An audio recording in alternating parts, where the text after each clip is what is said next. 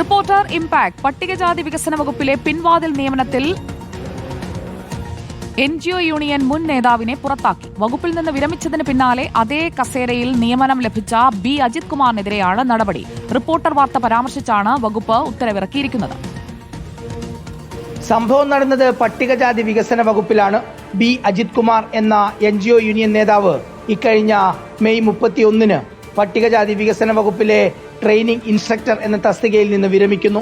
വകുപ്പിന് കീഴിലെ ITIകളുടെ വിഭാഗമാണിത്.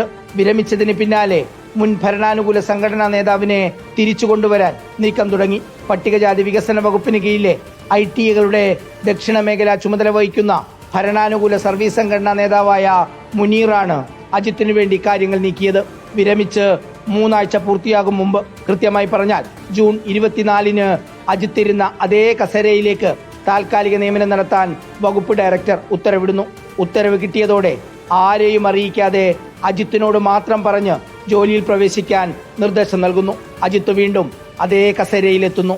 2 ദിവസം മുമ്പ് റിപ്പോർട്ടർ സംഭവം പുറത്തു കൊണ്ടുവന്നു. വാർത്ത പുറത്തുവന്ന് 24 മണിക്കൂർ പൂർത്തിയാകും മുമ്പ് റിപ്പോർട്ടർ വാർത്ത പരാമർശിച്ചുകൊണ്ട് തന്നെ നിയമനം റദ്ദാക്കി ഉത്തരവിറക്കി. അജിത്തിനെ ജോലിയിൽ നിന്ന് പറഞ്ഞുവിട്ടത് കൂടാതെ അജിത്തിന് വേണ്ടി പിൻവാതിൽ നിയമനം നടത്തിയ മുനീറിന് മെമ്മോയും കൊടുത്തു. മുനീറിന് 7 ദിവസത്തിനകം മറുപടി നൽകണം. Reporter TV Prasad, in reporter, Thiruvananthapuram.